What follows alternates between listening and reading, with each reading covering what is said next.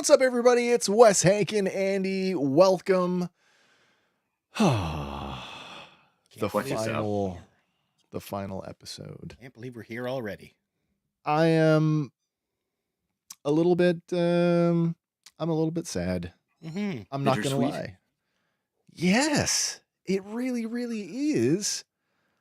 And I want to talk a little bit more about that after we get our bad Star Wars pirate jokes. Nice. Guys, I have one question for you. Why do some pirates bury their treasure just 18 inches under the ground? Oh, it's a good question. I have a not family-friendly answer for that, but I'd like to hear yours instead. They do it because booty is shin deep. Oh, nice. Wow. A very bad wordplay on beauty, skin deep. Yeah, we all get it. Yep. Let's never do this again. At least not pirate jokes. Okay, there is a lot to talk about tonight, and part of me actually debated throwing off script and just going straight from the hip because I was pretty emotional by the time I got to the end of this one. I don't know about you guys.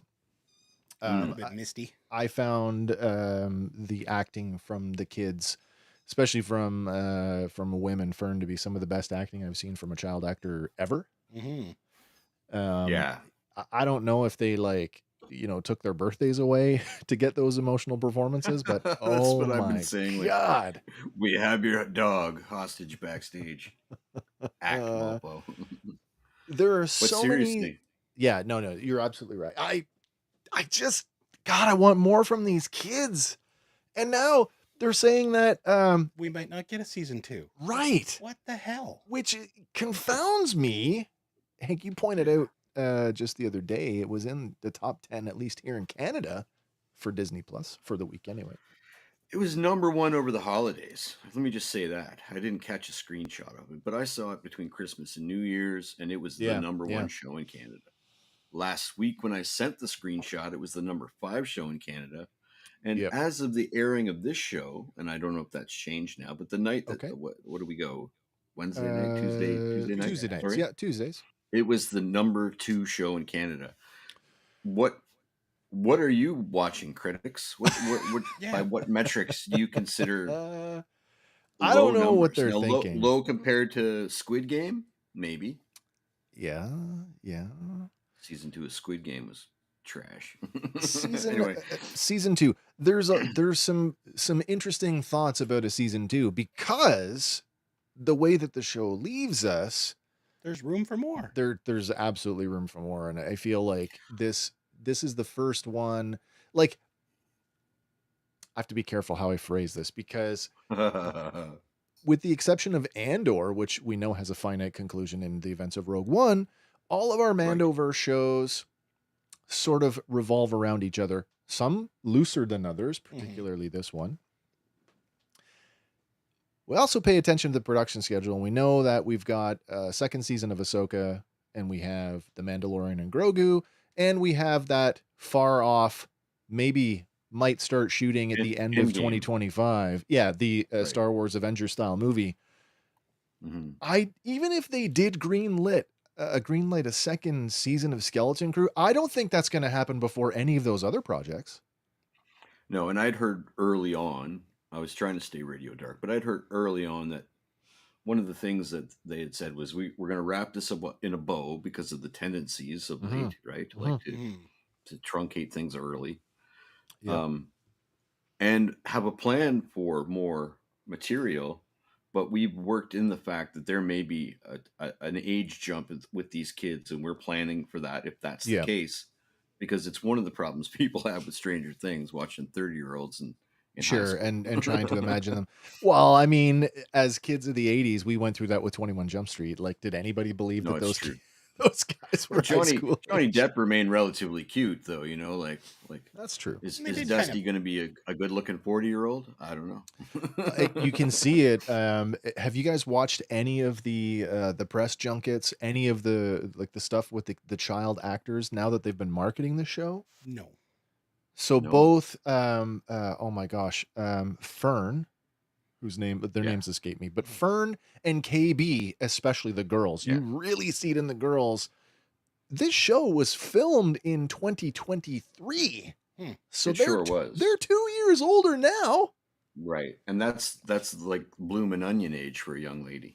Right. Right. So absolutely. So, in terms of like, is there going to be a second season? I feel like this is the first live action Star Wars series that left a carrot dangling that we knew, or at least I felt anyway, that wasn't specifically hinged on the events of something else. Like I felt like, yeah, there's room for a season 2, and it could fly completely on its own if we chose to separate it from the Mandoverse, as I call it. Yeah. But at the same time, there's enough connective tissue that if you wanted to have another season or even a reference to it in something else. Well, and that goes back to, I don't think that will happen before any of these other projects. So that being said, you've got season 2 of Ahsoka and one movie to set all of that up before we get to the big Avenger style thing, which, by the way, I do think that Skeleton Crew, and we'll talk about this at the end once we've gone through through all the plot stuff. I do think that this show sets up that, and it's Filoni's movie, right? Because Favreau's doing Mandalorian Grogu. Yeah. This sets up Filoni's movie for like a huge conflict. Like, I don't know about you guys, but I'm like, why is all this money here? Why hasn't anybody come for it? Well, now they're back in the galaxy. That could set up a great conflict between the New Republic and the Imperial Remnant, or the First Order, whoever comes knocking. That could make for a very interesting, exciting movie. But with that, I don't know. I don't know what you do with the second season, I guess. Well, I mean, you could always write it how they, or at least time jump and show how they've adapted to joining the New Republic. Yeah, Wim's joining the New Republic. There's no question of that. Yeah. Oh, fully. All right, let's I'm get to be to the first person accepted to the Jedi Academy without Force powers. That's right. Let's get to the breakdown, and of course, anybody who's watching tonight, welcome. Thanks for coming along with us on this incredible journey. This has been certainly one of the more fun ones that we've done in a long time. Don't hesitate to chime in or stop me if I miss something or you want to add something to what we're talking about. We'd love. We will even turn the comments window on this time. I beat you to it. It's already there. See, that's why we needed that missing third piece. We had Zazel over at the clubhouse wishing us a good morning from down under. Beauty. I send a good evening back to you, sir. Okay, here we go. Let's get into it. All right, it is Star Wars Skeleton Crew. This one is episode 8. It's called The Real Gooid Guys. It originally aired on Tuesday, January 14th, 2025. This one written by Christopher Ford and John Watts, directed by series co-creator John Watts. It has an advertised runtime of 41 minutes or an actual runtime of 32 minutes and 57 seconds without our bookends. And our episode synopsis this week reads, "A journey filled with adventure comes to a surprising end." All right, our episode picks up exactly where we left off last week, with Jod brandishing the golden lightsaber as he announces himself.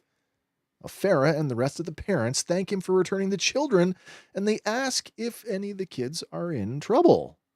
Jod says indeed they are, and he cites the made-up offense of stealing a ship. He says that the safety of At Attin should have been their top priority.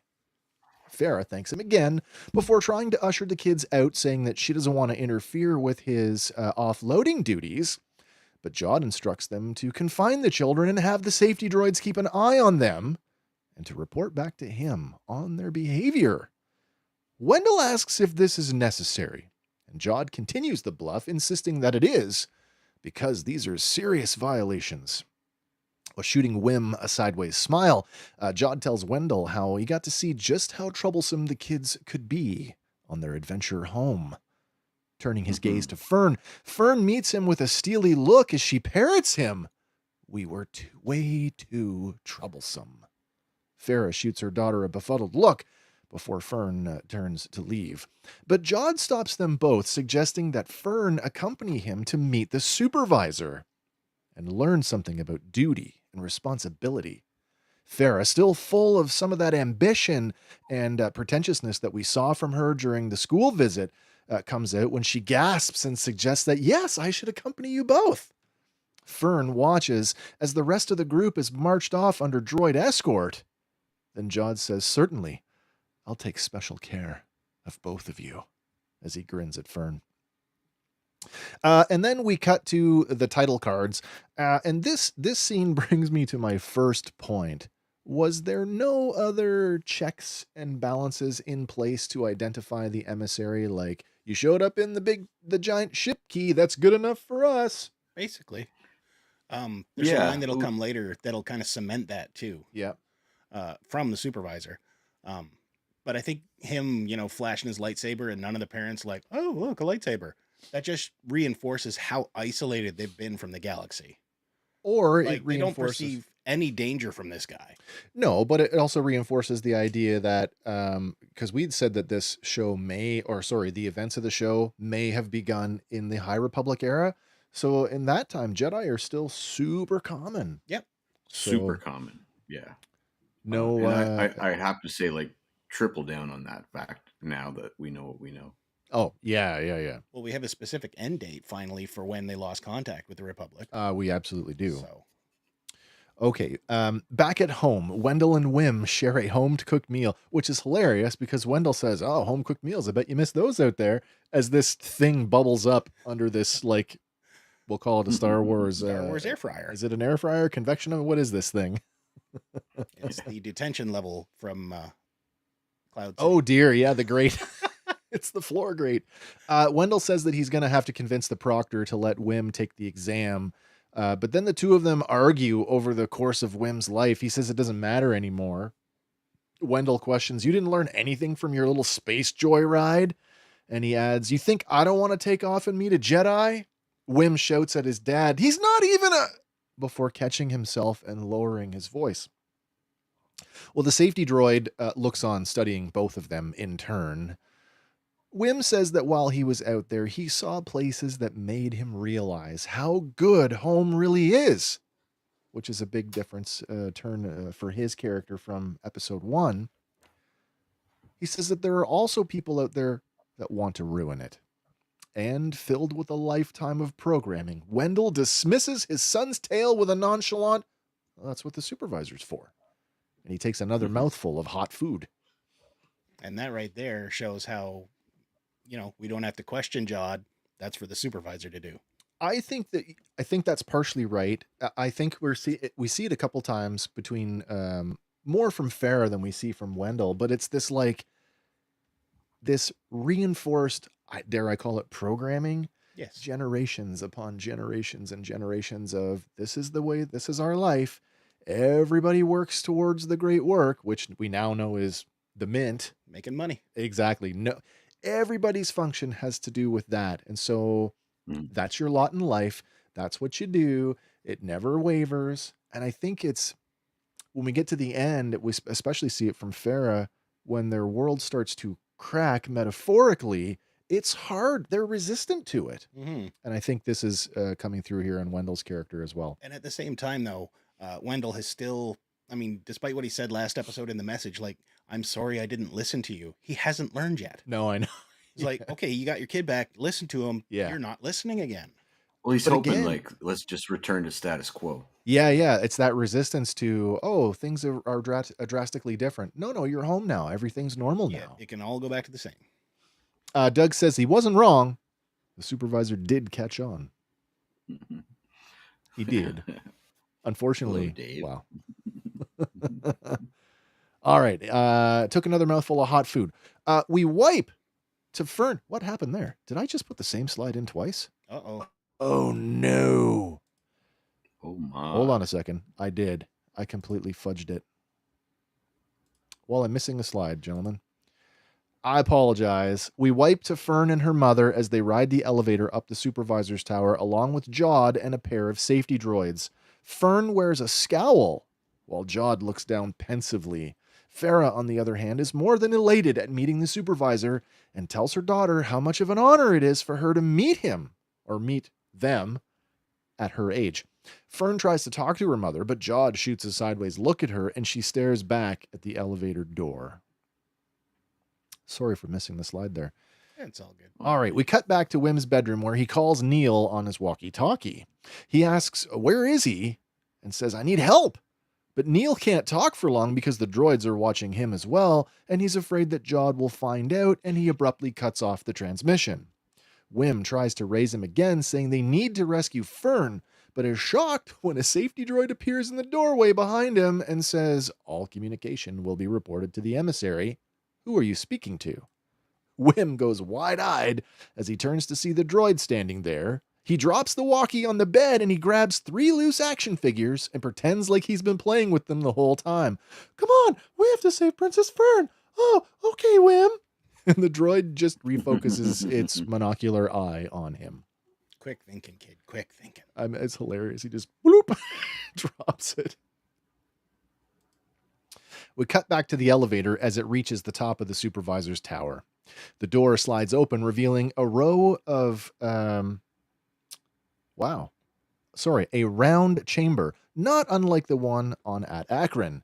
The room is dark and it's filled with banks of computer consoles, all connected by a web-like mass of cables hanging from the ceiling. In the center of the room stands a massive mechanical dome. There are no workers here, save for several deactivated safety droids standing in alcoves around the perimeter of the room.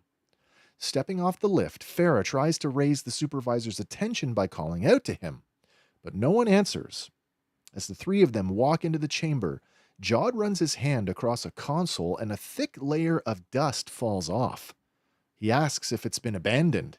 Farah says no, but the supervisor rarely grants an audience.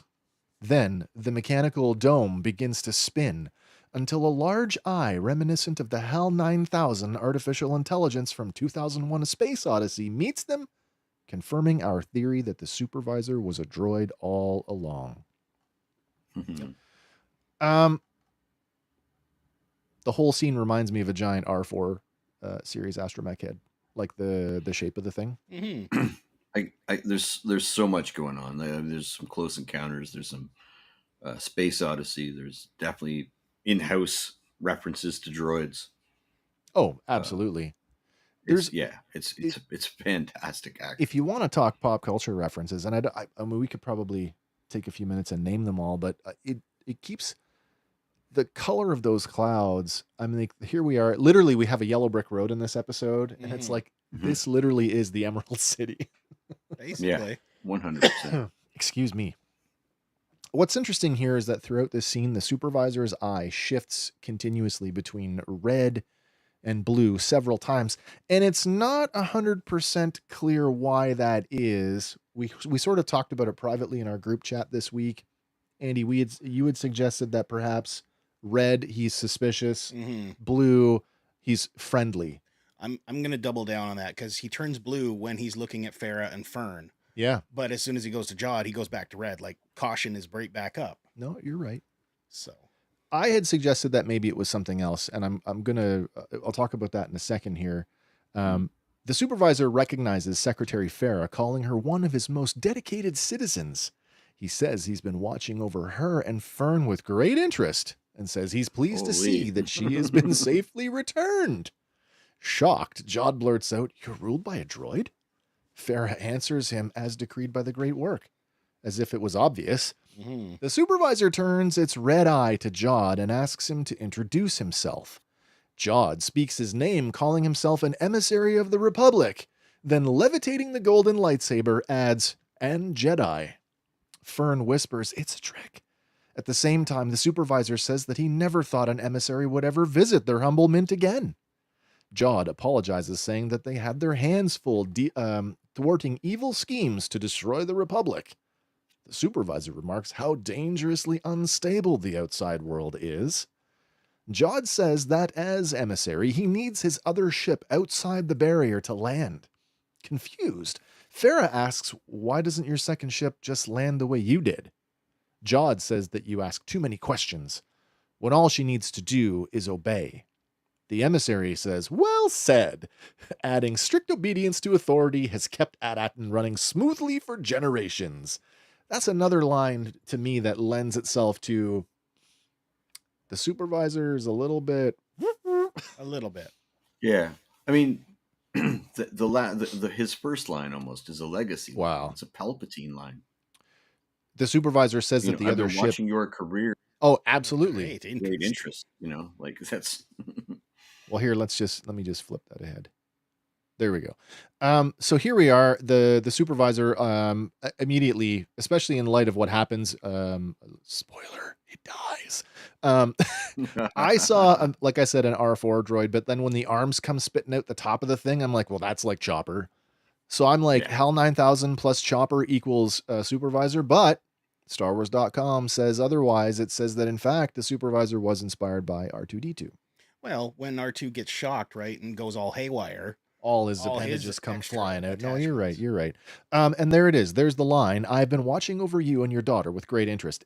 Absolutely. When you're chucking down Palpatine lines. Mm-hmm. Yeah. I said this in our group chat. It is widely accepted that droids in Star Wars, if they are not regularly mind wiped, they develop personalities. And that's how we get these enduring characters like R2D2, C3PO, and Chopper. What happens when your droid is not mind wiped for centuries? Yeah, no, 100%. You give the thing, programming to run a planet and look after all of the people, and it does that to a T. To the letter. Yeah. So I'm a little bit concerned about I shouldn't be now because it did. The long-term but ramifications of that. I was concerned. It really leans into that dystopian stuff that we were talking about, like, there's something weird going on here. Well, there's a huge arc that only. Oh, go ahead. No, it's all right. Well, going back to At Attin, arc right? in yeah. No, go ahead, Hank. Sorry, man. All good. There's a huge comic arc where the villains are a hive mind of droids. Yeah. Right. A single droid gets turned back on after centuries of this very thing, collecting sentience, if you will. Yeah. And starts to such that R2 and 3PO become pawns against the rebellion. And it's almost like an empire level threat, and it threatens the whole. It threatens to take over Vader's cybernetics. Oh wow! And so this feels the word's not derivative, but this feels right in line with that level of droid intelligence and control galaxy wide. And it's a shame that thing is only dabbled in. It's like solely a comic story, but it's the main through point sort of between Empire and Jedi, actually. Right. What were you going to say, Andy? I was going to say, I because we don't know how the other 8 jewels of the Republic were destroyed. Did their supervisors go over the line, causing a revolt? I'm going to question that if all of the other 8 jewels were even mint worlds, because obviously the sets have been reused. The supervisor tower on At Attin didn't have any of the computer consoles, and it had nothing in it but the map on the floor and the columns. Yeah, but if you rise up and take on control, destroy the supervisor, you're going to pillage the shit out of that room and take whatever you can. I guess so, but I just thought, that is an awful lot of equipment to cannibalize and remove. Not saying that they couldn't do it, but it just made me question, were they serving different functions? It could be. Maybe that's something that we can explore in a later... Like the 9 great resources of the... Yeah. The supervisor says that the other ship may land if Jod can clear up one small detail. He says the last message received from the Republic was that all Jedi are traitors. Then asks Jod, so which are you lying about? Being an emissary or a Jedi? At that, Fern shouts, he's a pirate trying to invade the Mint! The supervisor, having suspected as much, orders the safety droids to seize the imposter. And the safety droids all activate and begin to advance on Jod with their rifles raised. Jod ignites the golden lightsaber and uses it to deflect several stun blasts. As the droids close in, one of them orders him to drop his weapon or be stunned. So Jod turns his attention to the supervisor and plunges the blade deep into its central eye. Sparks fly from the sensor, while giant arms flail out from the sides of its head. One by one, the security droids slump and fall. With her world completely destroyed, Farah cries out, "What have you done?" Jod rips the lightsaber from the supervisor and tells Fern, "Bring your mummy up to speed." I didn't really pay deep attention to the shifts in the eye, but it would be interesting to see if there's a correlation in the eye shift between are you lying or telling, or like which one are you lying about? Which one is red, Republic, Jedi? Oh, I didn't catch that. If there's a shift there in its eye. There may be.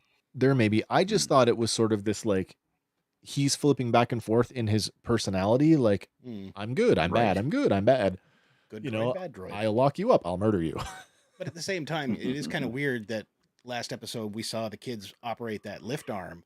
Oh, we to did. snag Brutus. Yeah. And seeing what we see when he goes all haywire, he's got some arms of himself. Why didn't he just, Why didn't the supervisor grab him by himself? Yeah. That's a good question. Come on, you think at the speed of a droid. No, that's true. That's true. Speed of plot. Yeah, there you go. And again, like, did it really kill him? Because that's a good question. We've seen a lot of one-eyed entities in this show. We've also seen droids get blasted by starfighters and get saved. Yeah. R2, looking at you. Yeah, that's it. KB can rebuild him. All over town, lights begin to flicker out. In his bed, Wim notices the dimming and he rushes to his bedroom window and looks outside as the neighborhood goes dark. And safety droids standing on the sidewalk power down. Back in the supervisor's tower, Jod pokes at some controls on a console as he asks out loud how to bring the other ship through the barrier. Finding a button labeled Barrier Override, he presses it and a lever rises out of the floor. Farah jumps to her feet, standing between Jod and the lever, and tells him no. She says that throwing the lever will destroy the barrier and that it's vital to their survival. Fumbling over her words, she says that she can give the ship access instead. Fern jumps up to protest, but her mother shuts her down, saying she'll handle it. Jod says that he doesn't want to destroy anything. He just wants to take his fill of credits and then leave, adding, "No one will get hurt and you'll never see us again." Fern calls it a lie, and he's here to stay and try to... But her words are cut off as Jod thrusts the lightsaber between her and her mother. Now, with their full attention, he flashes a smile and asks, "Now, how do I get my ship?" Fern tells her mother, "Don't tell him." But Jod angles the lightsaber closer to her, and Farah gasps in fear. Finally, the tension breaks when Farah exhales. "I'll show you." Jod remarks, "Good," and deactivates the saber before he and Farah move off towards one of the computers. He's still telling half-lies, right? In what sense? Well, like, he doesn't want to destroy the barrier. No. Wouldn't you want your very own protected Oh, absolutely. Mint? I would love to live here. No, he doesn't want to wreck it, but he is not going to leave them alone. No. I'm going to rule here, have an unlimited supply of money, and live a king's life. Yeah. Yeah. And nobody can get to me because they'll all get blowed up. On the bridge of the pirate frigate, Jod appears as a giant hologram to Gunter, who sits in the command chair. He says he's taking control of the planet's systems and has cleared the ship to pass through the barrier, and he orders Gunter, "Get down here and begin the invasion!" At that, the other pirates on the bridge all cheer triumphantly, and the ship dips toward the barrier and begins its descent. As it approaches, two of the defense grid satellites, crackling with lightning, change their panel lights from red to green. Back at Wim's house, the boy waves his hand in front of the safety droid in his room, but it doesn't respond in any way. Meanwhile, Wendell, oblivious as usual, thinks, must be a power outage. But then Wim charges down the stairs, yelling at him animatedly. He knocks over the second safety droid standing near the window before blurting out that the droids were spying on them. But now he can tell his father that Jod is a bad guy. Then the house rumbles and creaks, and they run outside to see the pirate frigate emerge from the clouds. The massive vessel turns on several spotlights to sweep the ground, while half a dozen turbo laser cannons swivel downward into firing positions. Next door, Mrs. Ick stares up at the ship while her frog dog barks at it. Funny thing is, the descriptive audio says that it's a laser gun-like ship. Oh, a ray gun. Yeah. Yeah, like a toy. But to me, it kind of, you remember the old radio or remote controllers for RC I cars? do, yeah. Where it's like the wheel on the top side and the trigger on the bottom. with the big flat bottom. Yeah, Yeah. yeah. I'll tell you, and I actually make the analogy later on, but you know what I see? I see a giant boat anchor. Mm, That's what I see. that works too. Oh yeah, not bad. At home, Neil sits in the bathtub in the dark. Kid loves his baths. Then the pirate frigate passes over his house. Outside on the front lawn, Numa and Neil's younger siblings watch as the ship passes over. With the ship hanging low in the night sky, KB steps out of her garage and watches as the giant ship comes to a halt over suburbia. The ship's spotlights all converge while the ship's cannons begin to rotate independently of one another. And without warning, they begin to open fire. Powerless cars and trams are obliterated. But Back he doesn't want to hurt anybody. No, well, I'm looking at that bus. Was anybody on there when it stopped? Oh, they were on there. Back at we're murdery pirates. They are murdery pirate. They are 100% murdery Oh, pirates. absolutely. Back at Wim's house, Wendell tries to start his car, but it's no use. Wim shouts that with the power out, this isn't going to work. Wendell says, well, then we'll go on foot to someplace safe. But Wim angrily shouts at him, we can't just run away. He's got Fern. Wendell insists on leaving it to the safety droids. But Wim counters with, the safety droids that are all off? No one knows what's going on but us. We have to save her, Dad. Just then, Neil and KB drift into the driveway on their hover bikes. Wendell tells them to go home. It isn't safe. But all the kids ignore him as they formulate a plan to save Fern. Knowing that Jod has done something to the supervisor, it's up to them to call for help. Neil recalls that on the hotel planet, the X-Wing fighters chased the pirates away, while KB recounts how Kim, the bird lady, knows them. So if they can take off in the Onyx Cinder and fly out past the barrier, they can call for help. Wim's face lights up as he works the plan out loud. So we blast off, call the Real Gooid Guys, and beat the pirates. Show title. That's been the trend every episode. It's been a line of dialogue. They bucket though this 100%. episode. What do you mean? Well, they slightly alter it because we get our show title twice. Oh, in the episode. Yeah. That's true. With no time to spare, Wim grabs his hover bike and rockets past his dad, still fumbling with the car. Then he, Neil, and KB fly off down the street toward the city center.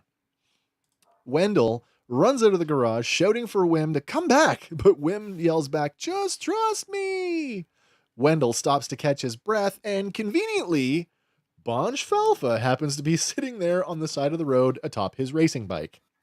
Seconds later, Wendell pulls up into formation with the kids on their bikes. He shouts at them, we're stopping this right now! But then Neil points out that the pirates have just deployed open-top skiffs and are moving to take the city. And with that, we got our media reveal that we had last week. What's that? We had one frame where it showed them all side by side. Oh, all racing. side by on side. bikes. Yeah. And we didn't know how it was going to fit in, but that was the only scene from the media kit that we hadn't seen yet. Oh, no way. So, Okay. And Bonj Falfa coming back for convenience sake, mm-hmm. which I think is hilarious. Add an extra grown-up size bike. This is another potential Goonies reference, stealing a kid's bike. Mm-hmm. Yeah. Chase them. Brand. It's just not pink. And not pink and no tassels on the handlebars. Yep. No, that's on Neil's bike. That's right. And Wim's, I think. Probably. As the skiffs float down to the city, KB calls her moms and tells them to stay hidden. She tells them not to worry because they're getting help. Now, Mari and Gari watch as scores of pirates led by Kona flood the streets. Citizens are rounded up, and it's not long before they burst through the door and take them prisoner as well. As Wendell and the kids speed down an empty street, two skiffs hover down and try to block them. Vane raises a pistol and fires a few warning shots into the air in an attempt to stop them. But KB turns sharply, leading the group through several yards as they flee. But the skiffs chase them from a higher altitude and begin to shoot at them, and this time it's not warning shots. No. Knowing they need cover, KB leads the group down the dead-end street and over the guardrail into the forest. Vane loses sight of them, but the skiffs stay on course, moving toward the supervisor's tower. Do we think the initial backyard portion is in reference to Ferris Bueller? I mean, if they were jumping over hedges, maybe. Maybe, because they just plow right through the fences. There's also the potential that that's an ET reference. Could be with the bike chase, yeah. Yeah. They both work. Absolutely. I mean, I would go more with ET based on what's about to happen. So, well, yeah. Under the forest canopy, Neil pulls out his walkie and he asks, "Aren't we headed for that giant cliff thing?" KB tells him they have to go full throttle and the kids all accelerate. Wendell shouts to Wim, "Wait, I'm heavier than you." And Wim tells him, "Trust KB." Jamming the throttle, everyone makes the leap over the chasm and lands on the other side. And it's as if Wendell is finally living life for the very first time as he squeals with glee and claps at having made the jump. Yep. But the moment is short-lived as they have to press on to save Fern. In that moment, do we think, no, finally Wendell has clicked in? Like, I should listen to my kid. He knows what he's talking about. Because he says, trust KB. And I can't sure remember. enough, they get across. Is there any more dialogue from Wendell that suggests otherwise? I don't think there is. Well, he does go along with the plan later on. That's what I mean. Like, I don't think he's as resistant at this point. No, yeah. I think this is just like kind of cementing it. He's definitely more on board than Fern's mom for sure. Oh, yeah. She needs a lot more coercing. Farrah is still in the, oh no, woe is me. Our life is ruined now. How do we make it go back to normal? Yeah. As the bikes emerge from the forest, Vane picks up the chase again, and he resumes firing at them as the kids race through the schoolyard. Several errant shots damage the school, including the doors to the rotunda, the big exam hall. Taking advantage of the cover, KB leads the group through the school, but an errant blast from Vane's skiff hits Neil's bike, destroying it, sending Neil skidding to the floor. Everyone stops, but Neil waves them off, saying he's okay, and just keep going. He's learned how to fall this series. Just then, Vane's skiff makes a slow pass along the outside of the building, shining a searchlight inside. Neil rolls out of the light, coming up in a darkened corner. Using his walkie, he says, "There's so many pirates. I think the ship's going to need cover." Wim tells him, "Be careful," as they shoot out from the school into the central plaza and race toward the Onyx Cinder. Several buildings are in flames. Racing up a set of stairs, KB, Wim, and Wendell ride right up into the Onyx Cinder itself, the cargo hold now filled with credits. They rush to the cockpit and begin the launch sequence, much to Wendell's surprise. He asks, "You kids know how to fly this thing?" KB is already pulling back on the control yoke, but the ship just shudders and remains in place. Wim and Wendell rush back to the cargo ramp, only to discover that the ship is firmly locked in place by docking clamps grasping the landing gear. Wendell says they have to restore power to open them, and KB asks how, and he tells them that all the power relays are routed through the supervisor's tower. That's an important point.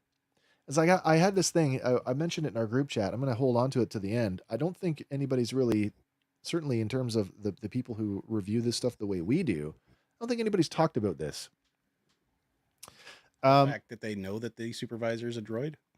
No. And they just go with it? Well, there's that, but I want to talk about the power thing specifically. Okay. Because I have a theory.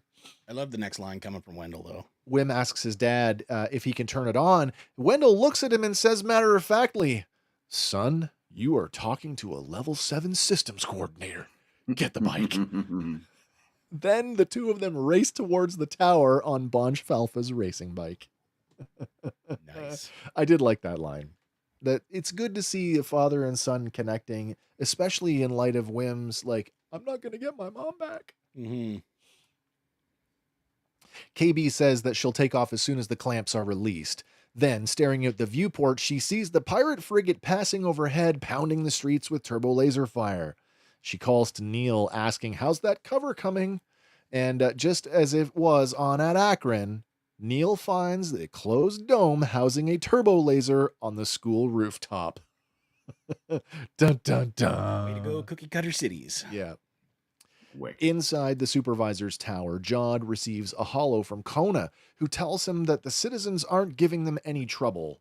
A few of them were armed, so they made examples of them. Killed some more. You think they killed them? 100%. Yeah.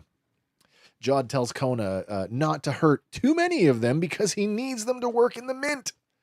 Sitting against the lifeless dome that was the supervisor, Farah laments how the barrier was supposed to protect her and keep her safe from the galaxy. Fern leans forward and says, "And now we have to do something." Fern tells her mother that, yes, the galaxy is a scary and dangerous place, but even in the worst places that they went, there were good people too. Love that line. People that can help them, and she has to trust her. Farah nods and asks, "What's the plan?" Fern says that if they can get one of the safety droid's rifles, they can stun Jod, but Farah worries that the pirate will shoot her. Fern counters with, "That's why you need to create a distraction." As Farah mouths the question, "What?" Jod fires his blaster just over their heads and warns them, "Stop scheming. Listen." Toggling a switch on the console in front of him, Jod accesses the public address system and with a rakish smile announces to the world that he has taken control. If they follow his orders, his men will show them mercy. But if they defy him, there will be severe punishment. And they all work for him now. In a flip for the deal they made on the ship. No, I know. You work for us. Yeah. And conveniently, Noel has showed up. Needle's dad. Who? Oh, Neil's dad. Yeah. Because like when Neil's in the tub, he's like, "Mom, Dad," and nobody shows up. Nobody, It's just, Well, Mom's Numa out on the lawn. Numa's out on the front lawn with So the where, kids. where the hell was Noel this whole time? Having a drink somewhere. Apparently. We got Gaz coming in on YouTube tonight. Hey, man. What's going on? Yes, Gaz. All right. Wim and Wendell race toward the supervisor's tower with Vane and his skiff in hot pursuit. The pirate lays down a barrage of fire, but Wendell manages to avoid it by darting into a river spanned by several viaducts. Kind of like T2. Kind of. One of the blasts strikes an embankment at the base of the supervisor's tower, causing an explosion. Wendell launches the bike up the embankment through the explosion while Vane keeps firing at the base of the tower.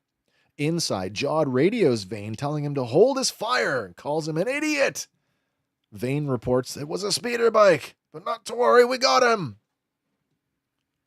But just then, the door to the turbo lift slides open and Wim is standing there with his walkie in hand. That's the fastest elevator ever, by the way. Damn straight. Jod wheels to face him and levels his blaster. Wim raises his hands, but the look on his face is pure determination. "I called the X-Wings. It's over," he says. Fern's face lights up, but Jod isn't buying it. He gestures with his blaster for Wim to move into the room as he says, "I thought the barrier jammed all communication." But Wim, with his what's that? Oh, no, it's just a green. Yeah. Oh, yeah. Wim, with his boundless imagination, launches into a yarn. "Not if you have the crystal of the founders that we discovered guarded by an ancient warrior way up in the northern mountains." Jod calls it quite the tale. But now Wim's tale begins to fall apart as he tells Jod he's just offering him a chance to surrender because the whole entire Jedi army is on their way. With Wim now past Jod and moving towards Fern and her mother, Wendell, who's been hiding on the lift this whole time, sneaks into the chamber and makes his way towards a console. Well, Fern spots him, which is a good thing because Jod goes to turn around where he would most certainly discover Wendell, but Fern jumps to her feet and distracts him by spinning Wim's yarn even more. But that's just what they want you to think. Well, he says, "Oh, all the Jedi are dead." Jod does. Not yet. Does he not? No. That's just what they want you to think. Wim found the crystal a long time ago, and he's been working with the Jedi to lure you here and trap you. It's enough to hold Jod's attention. Farah is both confused and surprised at the tale. Wim waves his walkie at Jod and says that if he lets Fern and her mom go, he'll call off the X-Wings. Jod, unimpressed by the tell, tells him that he needs to work on it. But it was enough for Wendell to do his thing. With the press of a button, the power is at least partially restored. The mechanical sound of a turbine spooling gets Jod's attention, and he wheels towards Wendell and opens fire. Farah jumps to her feet as a chase ensues. Fern tries to wrestle a stun blaster from one of the deactivated droids, while Wim shouts into his walkie, KB, we got it! We got Greg coming in on YouTube tonight. He says, hey guys, keep up the good work. Nice to see you, Greg. Thanks, Greg, of man. course, one of our patrons. We do have a Patreon. If you guys, anybody who's watching wants to support the show, that is a good way you can do that. Mhm. We only have one tier. It's pretty straightforward. It helps us offset the costs of our streaming software and other equipment upgrades as we need them. So yeah, it's one thing you can consider. By the way, you get access to all of our show notes and the slideshows there. They are there every week. And that goes back quite a few seasons now. So we backwards did Yeah, you it got for it. quite a while. we did. Oh my. You got a We could hut use in some of your it in for your a apartment? CPAP. What's going on? I might have to go dark for a second. Stop that. It's a very small apartment, boys. Sorry. At the landing pad, the docking clamps release the Onyx Cinder, and KB remarks, I can't believe that worked. In the supervisor's tower, Wendell scrambles to get away from Jod, who laughs at the fact that Wim brought his father. Fern continues to struggle with the stun blaster, but a bolt from Jod's pistol knocks the droid over. Farah gasps at her daughter nearly being shot, while Jod shouts at her not to do that again. Farah rushes to put herself between Jod and Fern, and Jod orders everyone to move where I can see you. They all comply. And again, another chance to go full evil, and he's still firing warning shots. He's a good shot. He is a good shot. And so that brings me where we get another one. Mm-hmm. That's no warning shot. No. That's a no warning shot. But he's still not pushed right to the very edge yet. Well, I have a theory. We'll get to that. It's coming up here shortly. Yeah, I can't believe that worked. Where are we at here? They all comply. With the docking clamp released, the Onyx Cinder lifts off and rockets over the prisoners past the pirate frigate. Gari uses her wrist comm to ask KB how she's flying the ship. And cut to the cockpit, KB smiles as she replies, oh, I have a little help. Sitting in the pilot's seat is SM-33, his head resting in KB's hand as she holds it up to the viewport. Snowball, the bilge rat, runs across the dashboard as 33 tells KB, hold my head steady. 33 pulls hard on the control yoke, putting the ship into a steep climb. On the bridge of the pirate frigate, Gunter orders the main cannon to lock onto the Onyx Cinder. But before they can get off a shot, the cannon is obliterated by a blast from the turbo laser on the school rooftop. From the gunnery seat, Neil lays down a volley of shots into the pirate frigate as he shouts, go, KB, go, I got you covered. But one volley is all that he can manage before one of the frigate's searchlights swings over the turbo laser. Neil, realizing the severity of the situation, abandons the gun emplacement and makes a run for it just before the frigate blasts it to bits. But he did enough. Back in the tower, Jod receives a transmission from one of the pirates on the ground. He says they have a problem because that old ship just took off and got away. Wim and Fern make eye contact, and they both smile knowing that KB made it. Jod, frustrated at the turn of events, tells them they don't know what they've just done. Meanwhile, the Onyx Cinder races through the barrier clouds past the defense grid satellites until they pierce the barrier and hang there in open space. KB plunks 33's head down on his shoulders and activates the holocom. The image of Kim, the nice owl lady, coalesces, and KB relays how the pirates are attacking At Attin, and she said that if they needed help, they could call her. KB tells her she's sending the coordinates and asks her to send her friends in the X-Wings. Kim calls the New Republic the greatest pirate busters in the galaxy. With the coordinates, she says she's got a hyperspace route straight to them, and they'll be there in 2 flaps. She I would be the love one to have it, right? What all her measurement is a references are flap? like exactly. Is that a distance reference, a time reference? What is this? 2 flaps on my Made wing. the Kessel Run 2 in 13 flaps. flaps. KB is relieved to know that they're coming, but tries to tell Kim that the fighters will have to find a way through the barrier. But the transmission is cut off as the ship is rocked by cannon fire from the 2 pirate transports that were left in orbit. KB is knocked to the deck, and the ship's engines burst into flames, sending it tumbling back through the barrier.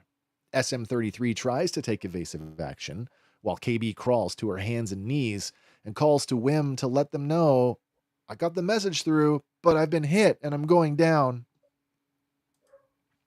In the tower, Jod accuses the children, look what you've done. The kids and their parents all rush to a large window and watch as the onyx cinder trailing smoke slowly spirals towards the ground. Mari calls KB asking if she's all right. KB, meanwhile, works frantically trying to repair the damage as she fearfully answers, yeah, Mom, fixing it. Jod watches with a grim expression and shakes his head, exclaiming, she'll never make it. Fern whispers, you got this, KB, you got this, as the ship spirals sharply before leveling out and pancaking behind some buildings. A moment later, a large debris cloud rises up and the kids' worst fears are realized. Fern screams, no, in anguish. She and Wim both cry as everyone stands there speechless. That line, that delivery, like I swear, like, did you give her a needle or something at that moment? They just gave her a puppy. Seriously. Another bit of an 80s trope too is like, remember when the helicopters would fly behind the hill before they would explode to save money? Yeah. You get a little bit of that there. A little bit. True. That's true. She and Wim both cry as everyone stands there speechless. Even Jod hangs his head, seemingly remorseful. But then he lashes out, slamming a console with his fist. It didn't have to be like this. It doesn't matter who you call. They can't get through the barrier. Fern turns to glower at him, but it's the barrier override lever that catches her eye. Tears streaming down her face, Fern looks to Wim as she says, then I can destroy the barrier.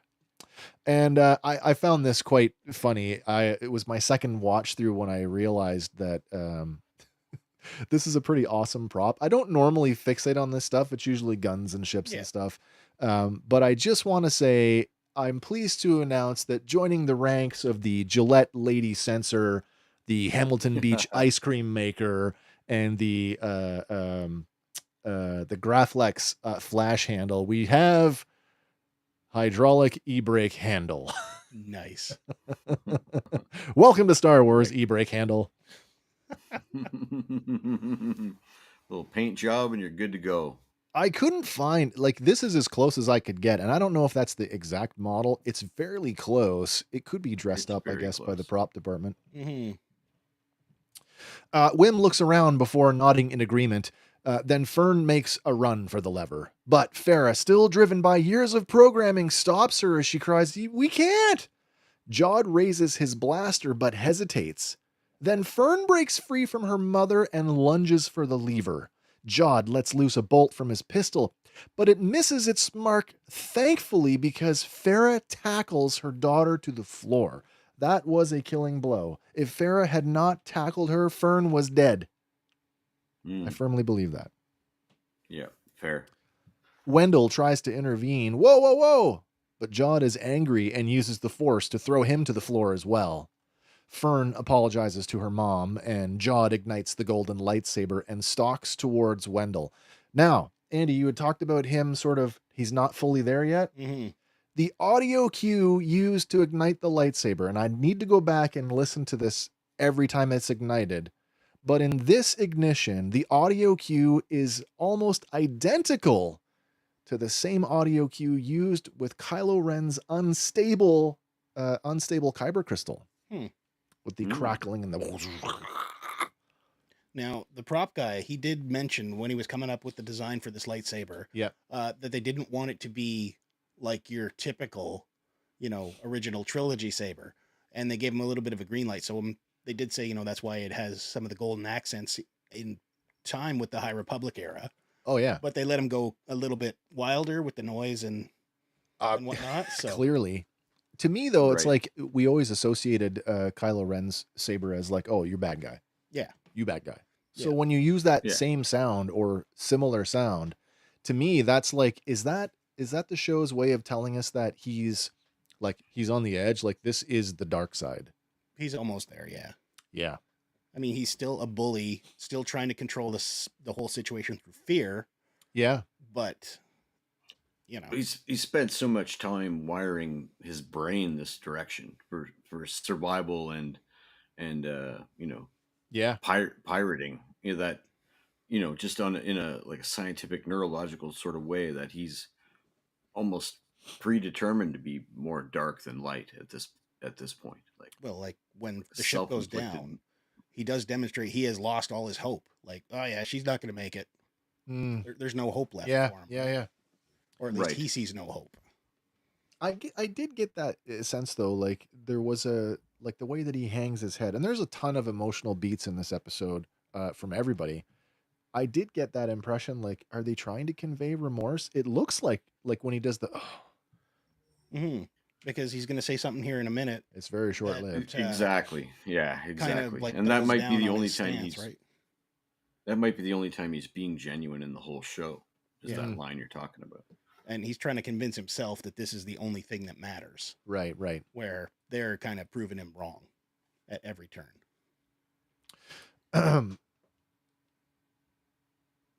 Oh, sorry. I can't remember where the hell we were. Oh yeah, sorry. Talking about the dark side. So wait a second. Where am I? Let's advance forward here. Just catching up here. Sorry about that. Wim makes a run for the lever, grabbing a hold of it. But before he can pull it, Jod shouts at him to get his attention.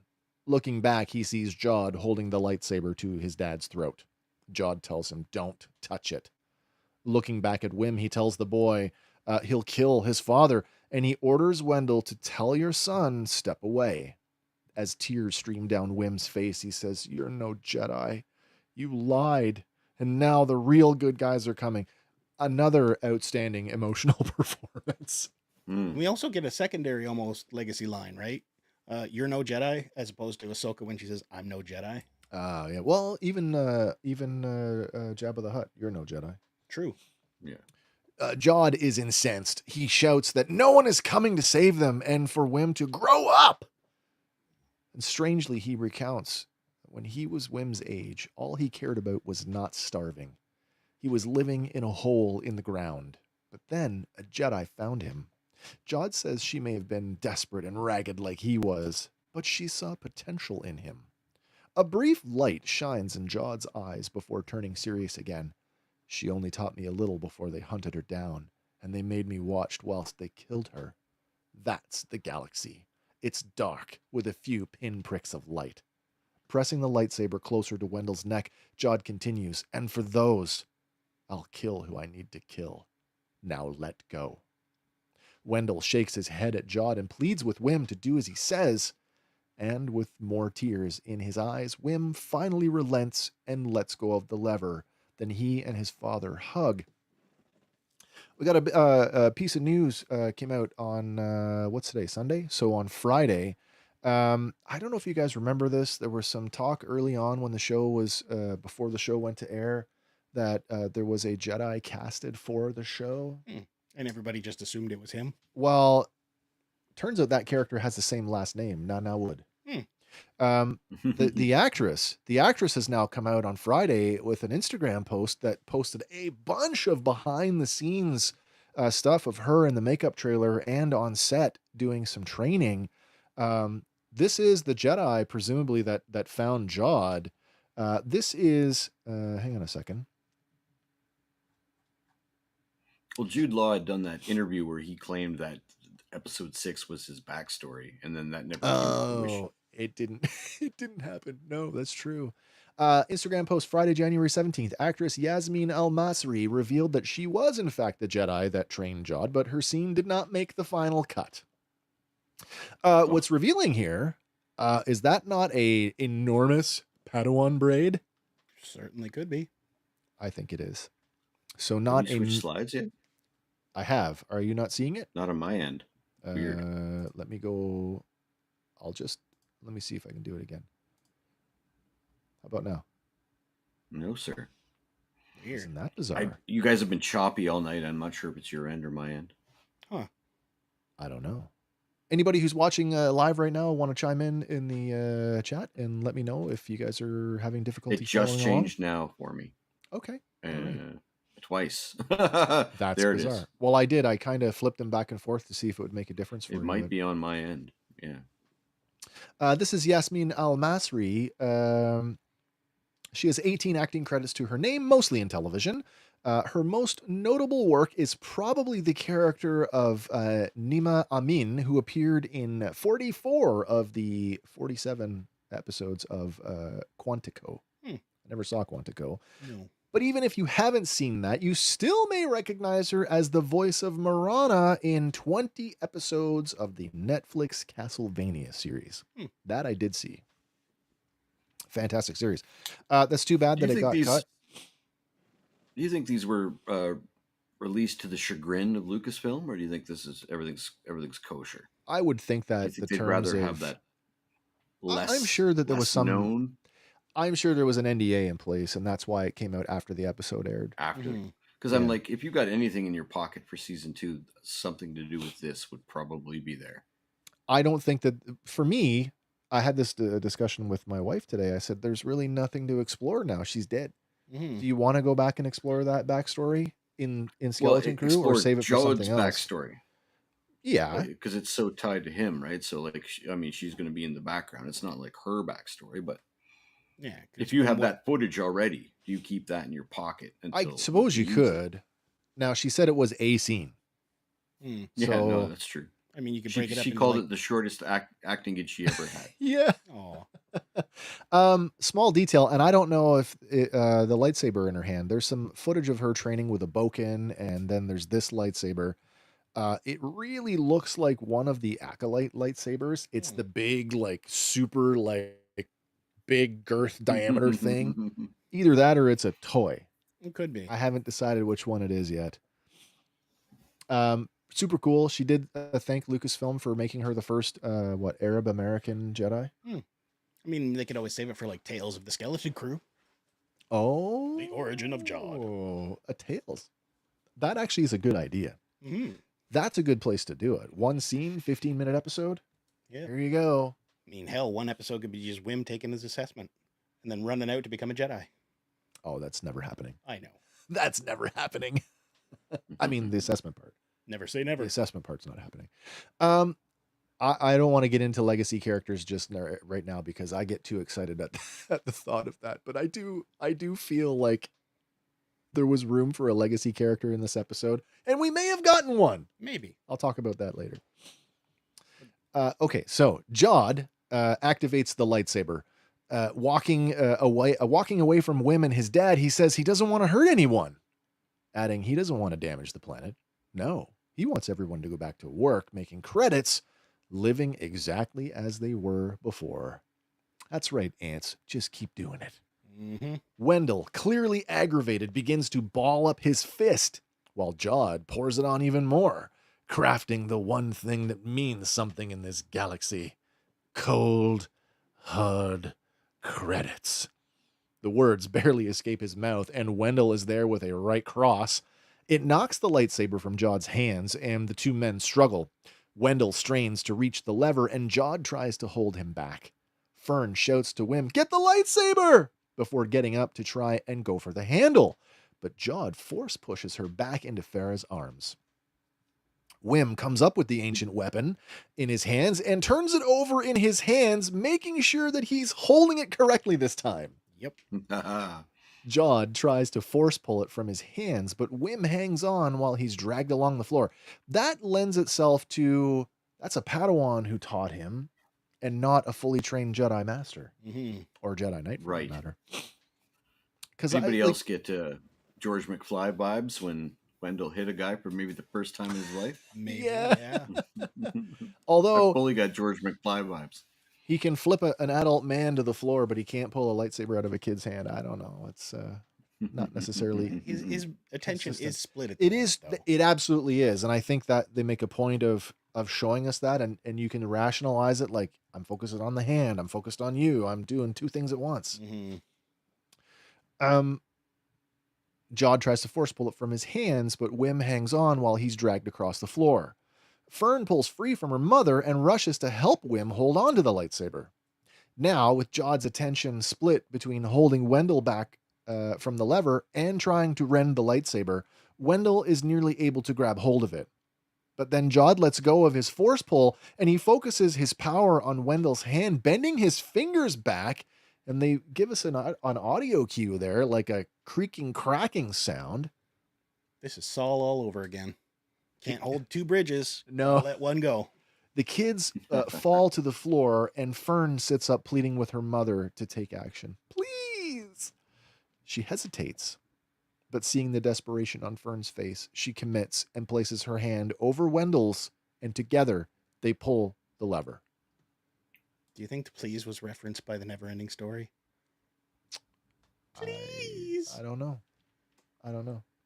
Maybe. What did Atreyu give a well, at the end please? when the entire universe is about to go out.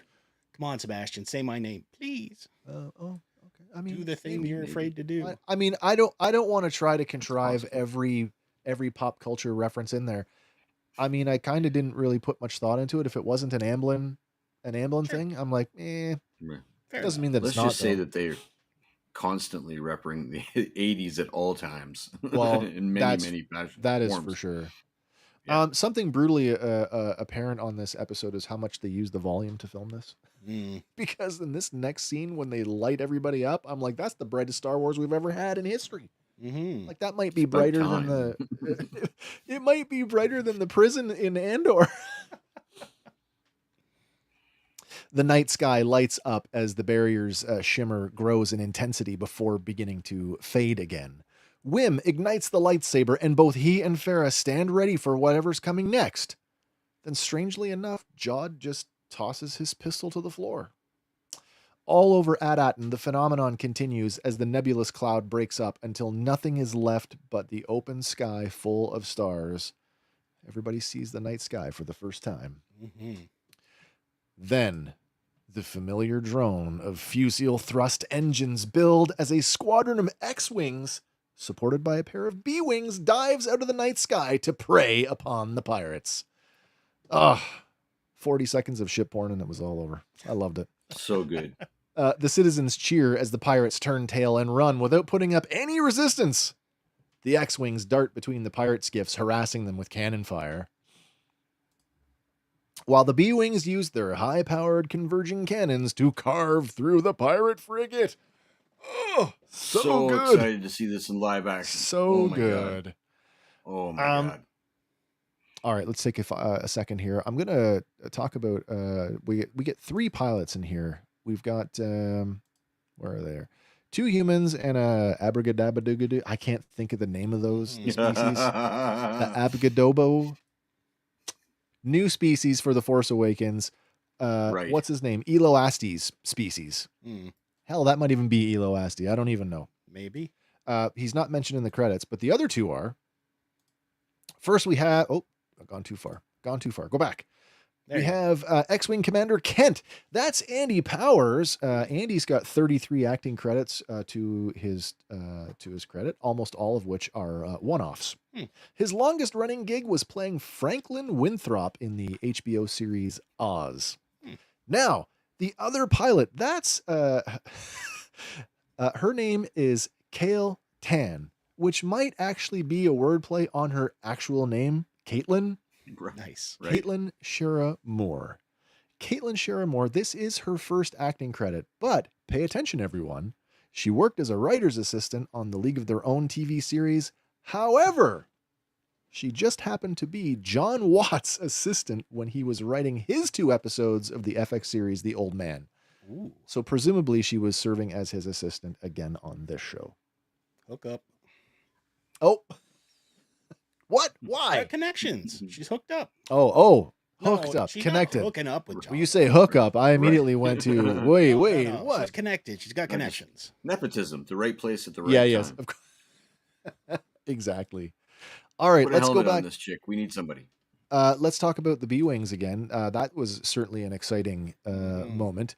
Of course, the B-Wing was introduced back in Return of the Jedi in 83 during the Battle of Endor, where it really didn't do a whole lot. Yeah, it just seemed like scene filler. However, back in Star Wars Rebels, the season 2 episode Wings of the Master, they kind of update the origin story for the B-Wing.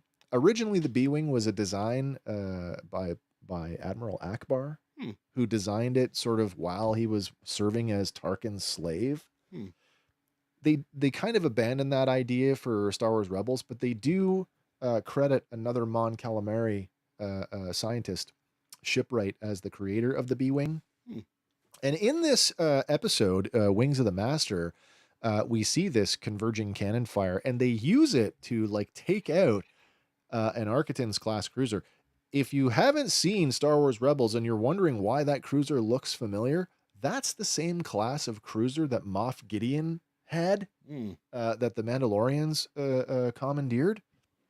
Yeah, that is a capital ship. So yeah, a pair of B-Wings would make this pirate frigate Swiss cheese very quickly. Wonder if they stole the work of Galen Erso. What's that? I wonder if they stole the work of Galen Erso. Hard to Basically, say. it's a flying Death Star dish. Wow. No, I mean, because I used a convergence laser. That's true. That's true. Well, the mega laser or the super laser runs on Kyber. I don't think this one runs on Kyber. Not, no. Yeah. All right. In the supervisor's tower, Fern whispers KB before she and Wim rush to the elevator, their parents close behind them. Outside, the New Republic fighters deliver multiple death blows to the pirate frigate, and the ship lurches forward as it begins drifting towards the surface of At Attin. At the door to the lift, Wim looks back at the pirate captain and calls, "Jod!" as if Jod might come around and be the man that Wim desperately wants him to be. But the crafty old pirate captain just tosses him a wry smile before Fern warmly grabs his shoulder and the lift door closes. Hank, you asked me in our private chat, and I wanted to draw attention to that. He is holding the lightsaber when he gets on the lift. Yeah. Yeah.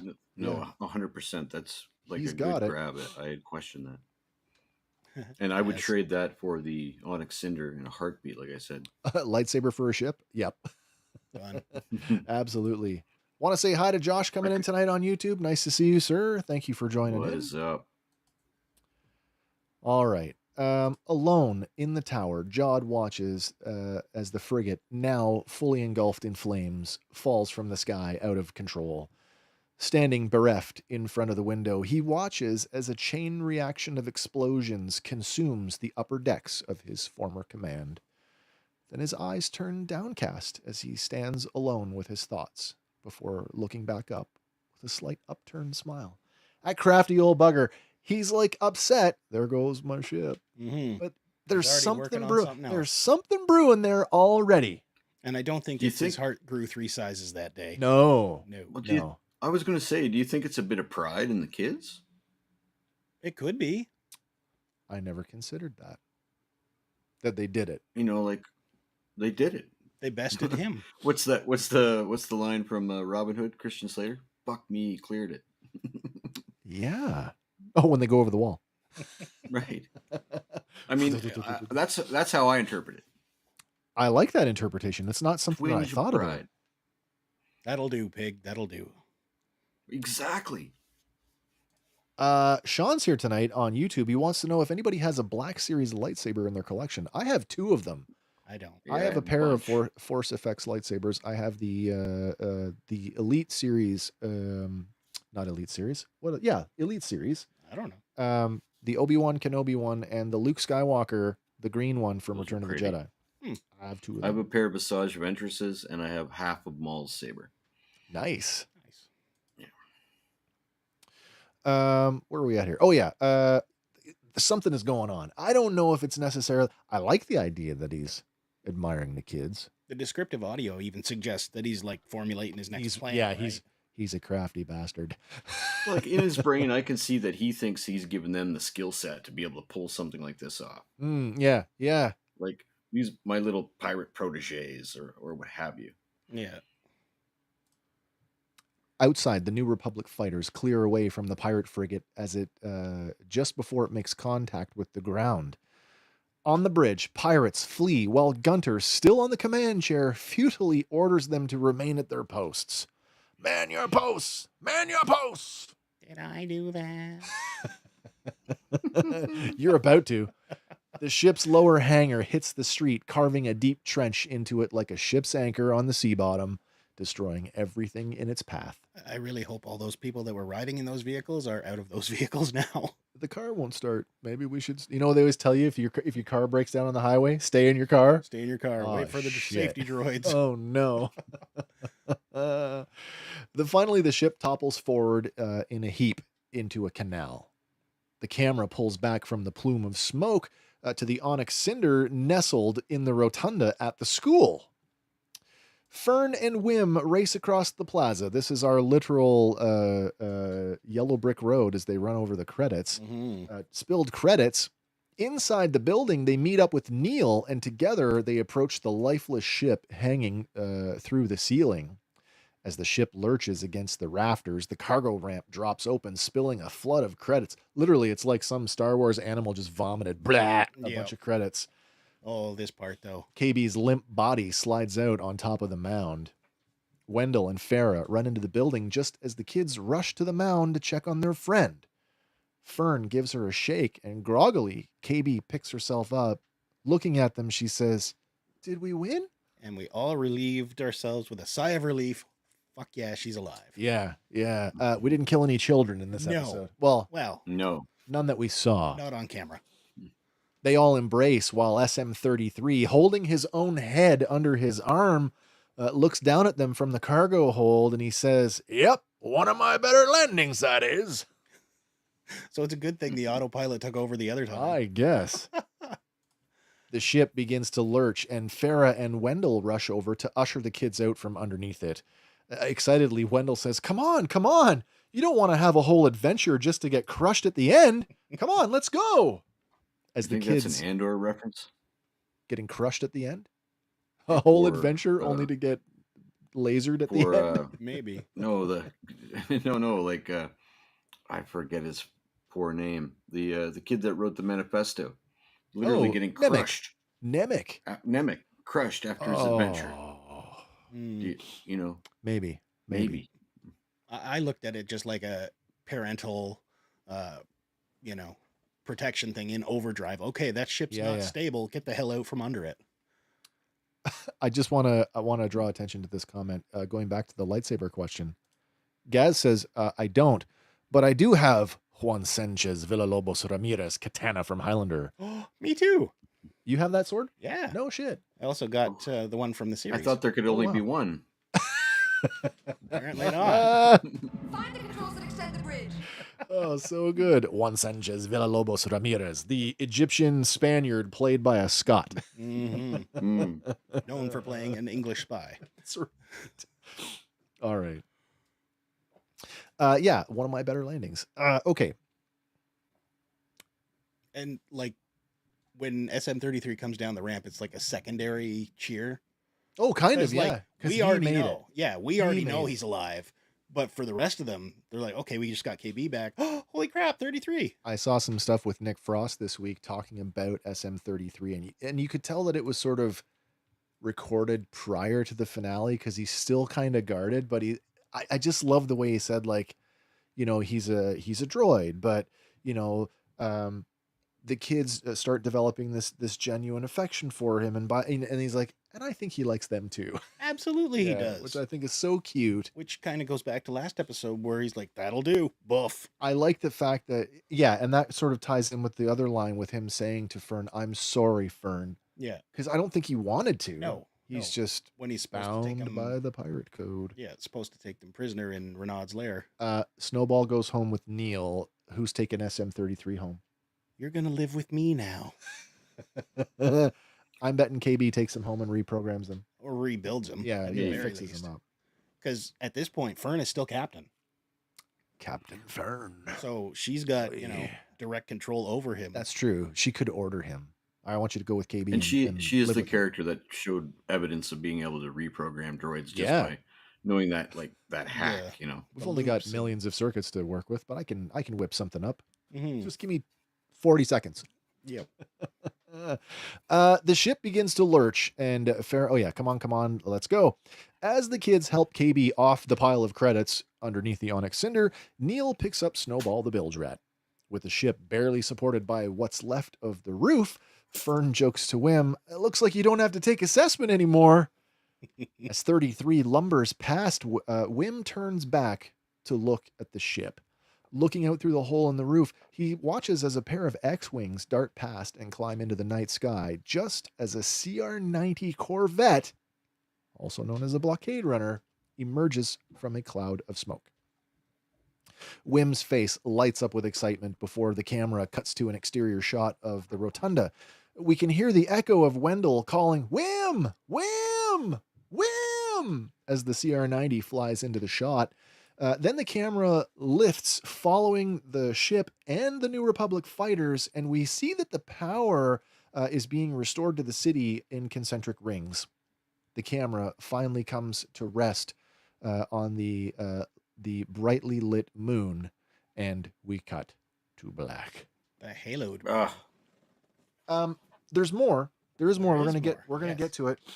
I want to talk. I didn't put a slide in this. I went back and forth. We talked about legacy characters quite extensively this week, and I just who's on that ship? There was an opportunity here, and in my mind, as soon as it came through, I'm like, that's Leia. Yep. That's Leia. You can't, I mean, I will take that one to my death until Star Wars tells me otherwise. That is not the Tantive. I put a lot of effort into looking at different shots of the Tantive. I looked at the shooting model. I looked at the most recent, they built the full-size mock-up for Rise of Skywalker. This CR-90 is has got blue trim and blue accents, which make it consistent with the ships of the New Republic. We saw it in Ahsoka. We saw the E-Wing is white and blue. Mm-hmm. The New Republic X-Wings, white and blue. So it's no surprise that all the ships are white and blue. That doesn't mean that the Tantive couldn't have been repainted. By the time we get to Rise of Skywalker, it's white and red again, just as it was in Star Wars. But I say that. Is that still a different ship though? Because like going right back to A New Hope. Yep. The Empire captures that ship. Yeah. So is it just like she's got a thing for these type ships? Or? It is the Tantive 4. I mean, it survived into the Rise of Skywalker as the Tantive 4. Okay. How they get it back? Don't know. I don't know. I'm sure it's in a book somewhere. Right. Probably. In a book or a comic. And Hank, you had asked me, like, at this point in her career, is she a politician at this point? Or is she still general? Do we have a timeline? Do we know we're about what 9? Yeah, we're from Vane. The pirate Vane is our connective tissue because he was part of Gorian Shard's crew. So whatever season, I'm assuming that this is after he fled Gorian Shard. Because we suspected it's maybe supposed to be concurrent with Mando season 3. Yeah. They were telling us leading up to it. What, 9 to 9, 11? 10. Yeah, somewhere in that. 9 to 11 ballpark. Years after Return of the Jedi. Yeah. You had asked if this is something. Ostensibly, Ben Solo is 5 years old. Yep. She's distancing herself from politics, trying to juggle parenting. I mean, she may have even passed off Ben to Luke at this point. By this point. But certainly focusing more on the military, the decommissioning of the military, the rising threat of the remnant, which is fully concerning to her, where, in the Aftermath novels, it's not a big concern to a lot of other people. And she's waving this big flag saying, right, and nobody's taking her seriously, which is like, why wouldn't you? You had asked me if this... I mean, it's a good bet. You had asked me if this was something that would be big enough to get her attention, and I argued that it is, in light of what happened to Alderaan and how much effort she put into looking for survivors. The idea of a lost planet coming back into the galaxy, I think, is something that she would be very interested in. Well, not only a lost planet, but a lost planet loyal to the Republic. A lost Republic world. Yeah. So in my mind, in my heart of hearts, that's the Tantive 4. Whether Leia is on board or not, I'd like to think that she is. So this puts Disney in and Lucasfilm in a bit of a precarious spot because of how they've talked about how they will handle her character in the future. You know, And that could be as simple as why we didn't get like a lowering of the ramp and her coming to say, "Oh, so you want to join up with the New Republic?" Yeah. Yeah. I mean, we had the big return of Luke Skywalker in a very satisfying way. Mm-hmm. I feel like there is room to have the return of Leia, Princess Leia, in a similar capacity, and maybe Skeleton Crew is the thing that will give us that. Could be.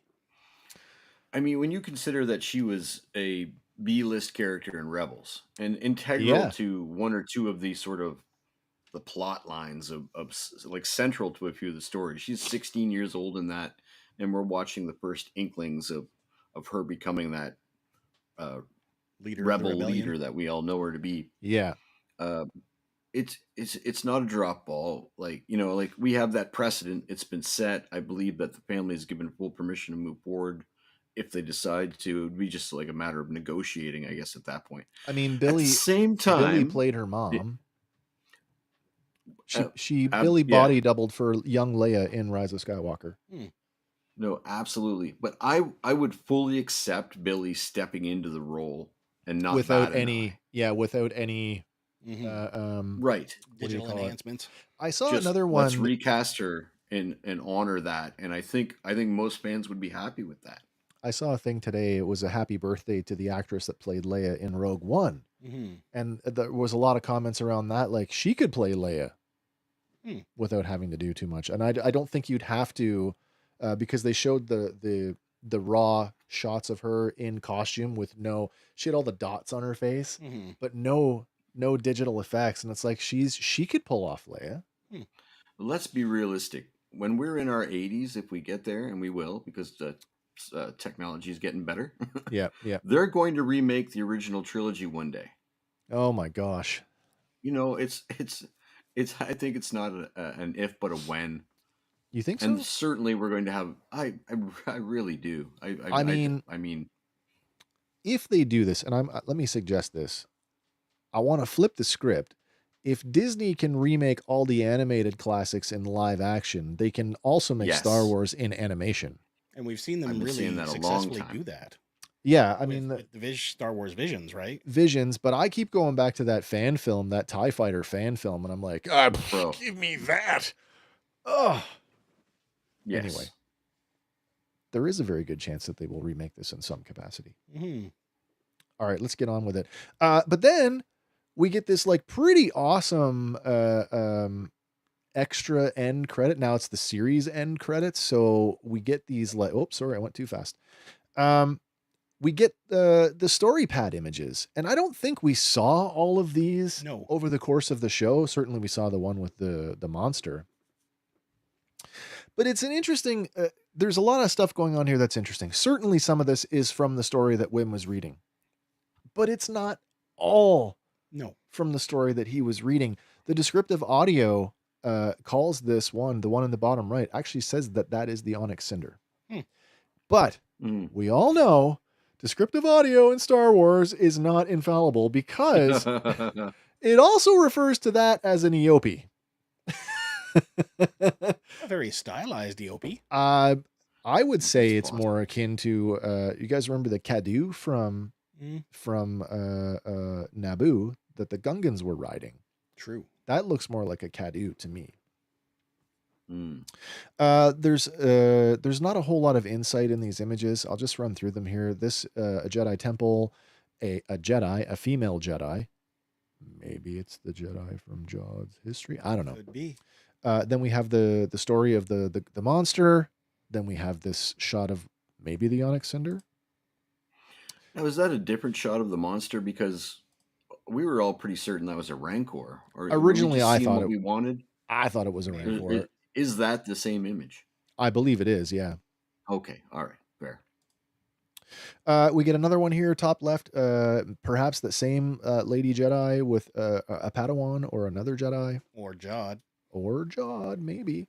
But then we have this Jedi riding a Kadu down a canyon with a pair of Trandoshans about to jump that person. Then we have a Jedi meditating while levitating in some rocks. And then we have the cave thing. We saw a version of this in the show, the Jedi fighting a Sith Lord. And then we get this last one. Oh, where is it here? Oh, I didn't make a single freaking thing for it. That's okay. It's in the thing. We get the kids. Standing on the onyx cinder.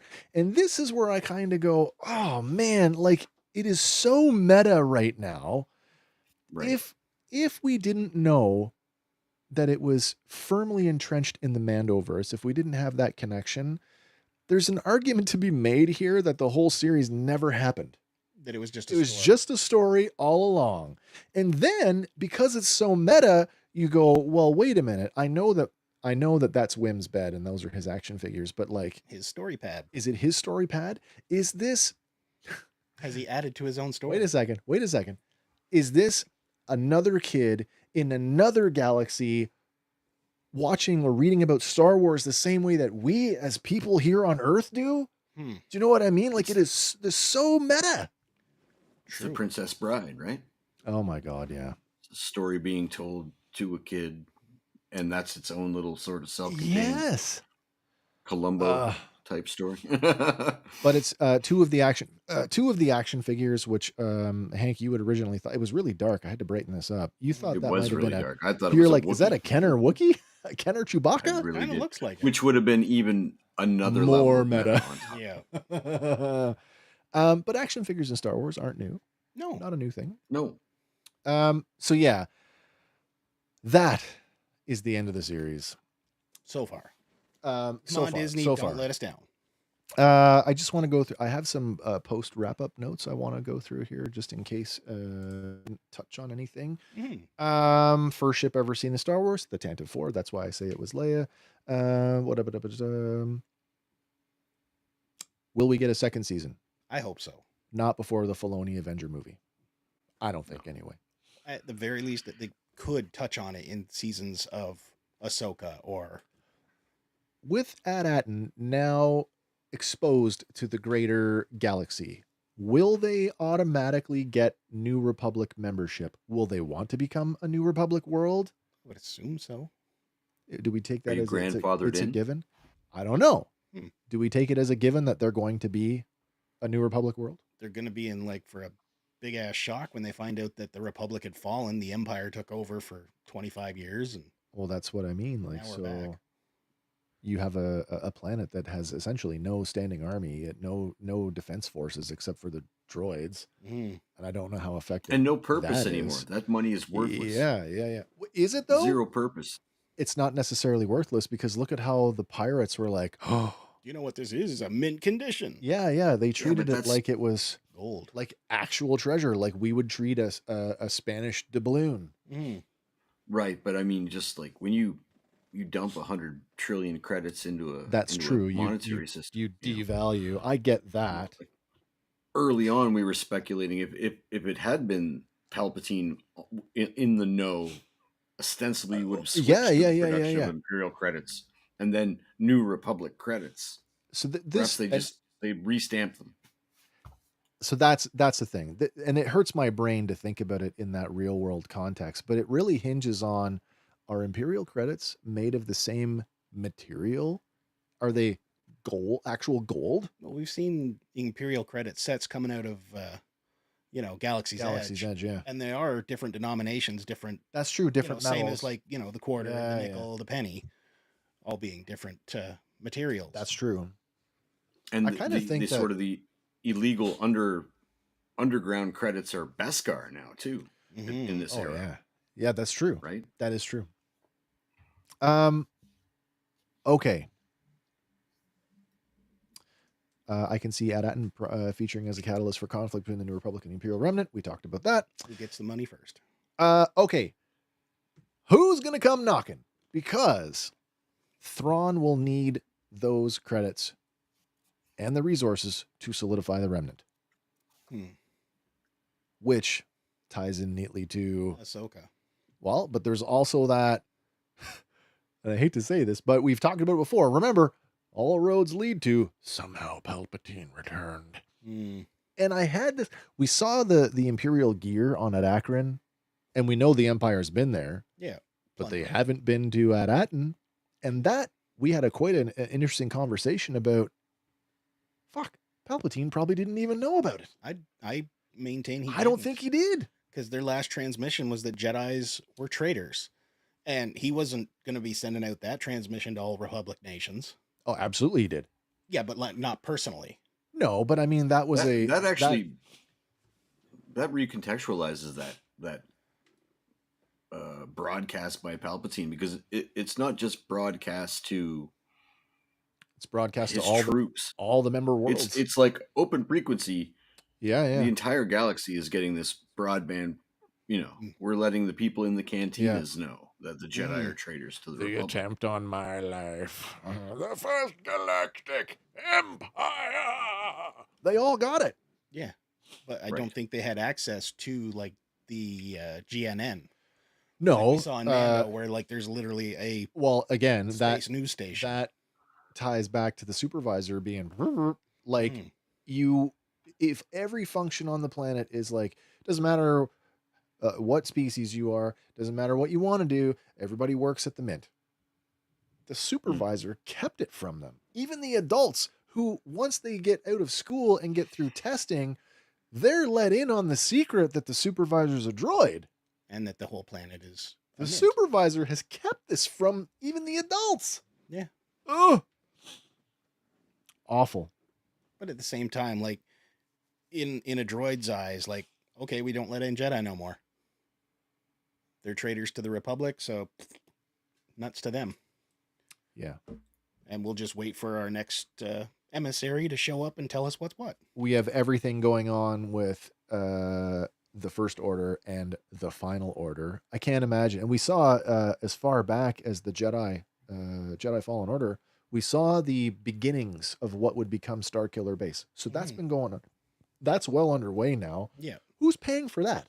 Well, who's paying? Go back to Mando, right? There is that council of at least 10 of them? The Shadow Council. Yeah. And we only know for sure the names of a couple of them. Yep.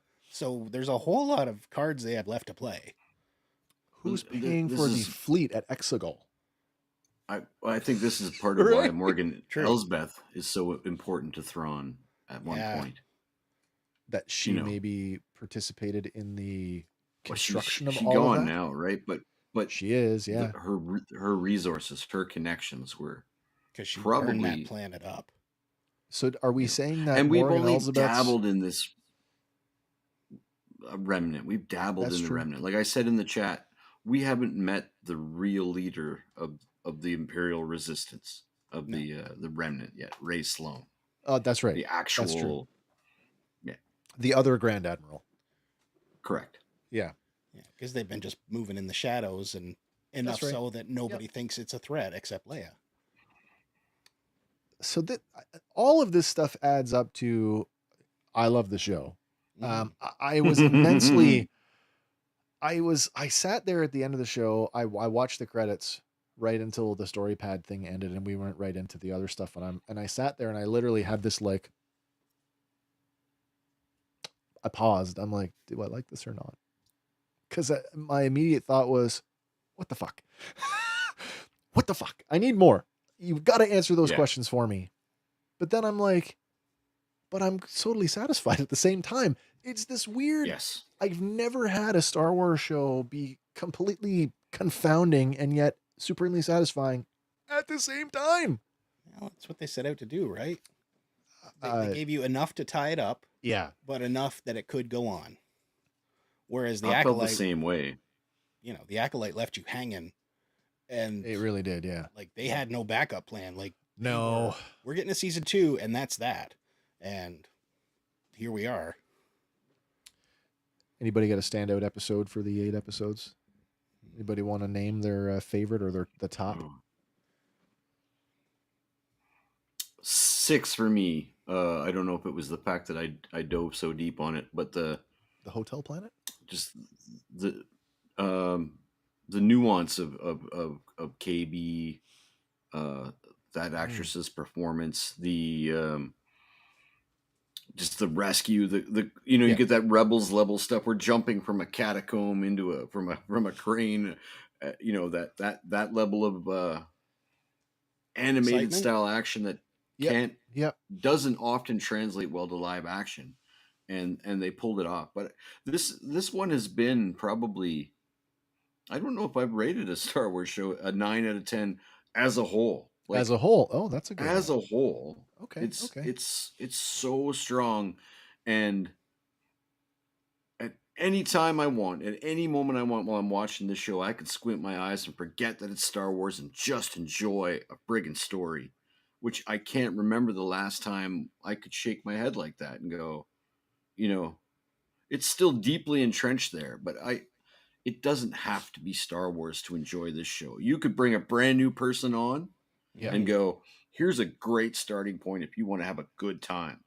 I feel very similar, but at the same time, I take it a little bit different in the sense that I love that this is a Star Wars that doesn't take itself so serious that you can't have fun with it. Mm-hmm. You know, it Right. doesn't have the we've talked about it the whole series. It didn't have the stakes that the other shows have had. I mean, at the end, it really does on a sort of a planetary level. But the kids, you never really worried about them, except for maybe this episode with Fern nearly getting shot. But Well, and KB crashing. that's true. Mm. We're murdering children, Jesus. No, Anakin, put it away. so much fun, and it goes back to that. You know, Lucas, Star Wars is for 12-year-olds. It's for fun. And I said this way early on. I don't know if I said it on the show, but I certainly said it in our private chat. Skeleton Crew made me feel like I felt watching Return of the Jedi and the original trilogy when I was 10 years old. Nice. Like I can felt easily say, yeah. I felt No, like go one of ahead, those finish kids. that. I felt like one of those kids. And you know, when they cried, I cried. When they were happy, I was happy. And I don't know, maybe it's that. I also say that I'm over 50 now, so there is less testosterone in my body. So I am a little more susceptible to these emotional swings. However, I just felt so good about it. I think it's the first show on a whole that of all the Star Wars shows that have come out, all of them, even the sequel movies, Yep. that wasn't asking too much of me, where I could just enjoy it. And on some level, all the other products required you to be a Star Wars fan. Mm. You had to know something yeah, about yeah. something that happened before to inform you True. about what's happening now. In every single release that we've had, Ahsoka doesn't work if you don't know much about Rebels. Obi-Wan doesn't work at all if you've never seen the original trilogy Mm-hmm. or the prequels, or, I mean, Clone Wars helps a lot there, especially Ahsoka. Parts of Ahsoka help with Clone Wars. Andor doesn't work if you've never seen Rogue One. It's good. It's solid. The sequel trilogy doesn't work if you've not seen the other 6 movies. You could enjoy them, absolutely. But this thing stands 100% all on its own. And I think that's a distinction that it has apart from any of the other Disney properties. I'm taking that in. I'm really thinking about that. And I think you're right. Look at all the other big franchises, like, or the other big Star franchise. If you watch a Star Trek film, if you watch any of the 6 original cast films, did they work if you had no knowledge of the original 60s television series? I don't know. Maybe maybe, I don't know. I do feel that you're there. That's such a good argument. And to kind of parallel it again with the never-ending story, Yep. we're Bastion in this moment. Like we're watching along with these characters, we're cheering with them, Yeah. we're crying with them, we're hoping for the best. Yeah. And at the end, we get a satisfying conclusion, but it doesn't have to be over. Bastion or Fred Savage in bed. Exactly. Read to by Columbo. Yeah. One more question. Grandpa, read it again to me Where were you tomorrow. the night of the 3rd? Wow. I'm disappointed. I'm not disappointed. I'm sad to say that it's over. That at least for now, anyway. Mm-hmm. Our show will continue, but Skeleton Crew, Fandom Crew, it's over For now. It seems like we just started this one like 10 minutes ago. It does. This one flew by. The whole series. Yeah. Yeah, I'm with you on that. But that's the mark of a good show, right? Like it's exciting. You're eager for the next one. And when it's over, you don't realize how quick it went by. No, you're right. You are right. And I'm really hoping that the same way that the fandom united to basically cancel the Acolyte, hopefully they get their shit together and demand. Let's start petitioning season to continue the Skeleton Crew. Yeah. Oh, that's a good idea. Iger said we're moving away from TV or that Yeah, model. That's true. We'd like to move back into a blockbuster film every 3 years. Even that's fine. Like, look at Firefly. Give me a movie. That movie wasn't great. I know, but I'm just saying, series plus movie. Oh, no, I get it. Yeah, sure. That would work. Yeah, you don't have to give me another season. Just give me more. I worry about what, we talked about this in the chat, what the metrics are for a success. And it's all about money with these clowns. Of course it is. A And I publicly could traded say company. that, Which is so wrong. Publicly traded company it's has so to wrong satisfy the because stakeholders. If you polled people and you said, did you enjoy that? Would you watch that again? 100%. I bet you're getting 9 out of 10 people saying yes. Yeah. And I watch videos, retrospective videos, like breakdowns of like, we reviewed Kenobi 2 years later, and people are shitting on the show. Why? And I'm like, are you watching the same show that I'm watching? Why? I don't understand that. Is it just for clickbait? I don't know. Look I'm at the gonna way hate this Leia to get runs. Grown men can't catch. Oh a yeah, 4-year-old can't catch girl. a child. It's stupid. Like, why are you hung up on these things? But I at least maybe I'm not swimming with the sharks this time. But I have heard nothing like that from the super negative. I've YouTubers. seen a few. Yeah, you're right. I've seen a few comments. Certainly not videos. I've stayed away from most of them because I can't stand some of those guys. I just can't stand them. I won't name names. Your mom. Fuck. But I do see comments. I'm in a few different Star Wars groups online, so I do see comments, and I still see a healthy number of like, I lost interest. I can't watch this. Or the obvious one, this one's for kids. No shit, Sherlock. It's all for kids. Star Wars is for 12-year-olds, right? The maker said so. And no. But I mean, I watched it and I felt like a kid again, and that was so satisfying. That's a metric you can't measure. So satisfying. You can't. No, you can't measure that. No, it just feels good. I guess the big question is, what are we going to do next? We got Andor coming out later this year. I don't think we have an exact a date on that. What a thought. Daredevil. Excuse me. Sorry. We do have Daredevil, yeah. No, just the thought of you can't measure that. And this is like the show, right? Jawed with the most important thing in the world is cold, hard credits. Cold, hard credits. No, it's not. So stakeholders, take a lesson. Yeah. Take a lesson from your own writers. show. Exactly. Remember what it was like to be 10. Yeah. 12. Because that's when money was not the most important thing in the world. Do you think the critical receptions of things like this and Stranger Things have anything to do with Goonies being relit? Maybe. What, the or is that just that was about? In the works anyway, and they just announced it? I only caught news of this yesterday. Yeah, yesterday or the day before. A couple days old. They coupled it with Gremlins 3. Oh, really? I didn't see that. Yeah. Whoa. Okay, I didn't know about. Are we talking about that this week? We might be. Okay, all right, that's fine. We'll talk about it on Tuesday. Zemeckis? I don't know, but apparently Billy and Phoebe might be back. Oh, that's interesting. No, crazy. Well, one thing I can say for sure, it would be a huge leap if they get the Goonies back together. One of them's a lawyer now. Hasn't acted since 1995. I bet you he can still do the truffle shuffle. Well, have you seen him? No. He's a skinny dude. He's a skinny Nice. dude. Actually, when Ke Huy Quan got his Oscar, he thanked him because the guy who plays Chuck, not only did he become a lawyer, he became an entertainment lawyer and brokered the deal for Ke Huy Quan to get the role. Nice. Yeah. Called him Goonies his, Brothers for Life. Goonies Brothers for Life. That's cool. Yeah, Goonies never die. Certainly, I like everything, all the stuff. I mean, I haven't seen much from Sean Astin since Lord of the Rings, but he was great. He was great in that. Stranger Things, you got to go watch it. I haven't been watching that, so I can't really comment on it.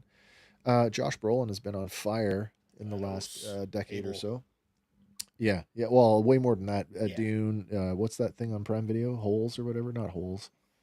It has holes in it though. Maybe. But he's been doing Cable. He's been all kinds of good stuff. Corey Feldman, on the other hand, is a musician now. Mm-hmm. Good old Fell Dog. He still has a mouth. That's right. He might put it to some good use. I would not hate it if that kid got some retribution. Mm-hmm. In what sense? A nice fat paycheck from a role. Well, I mean, he's very vocal about the just the absolute.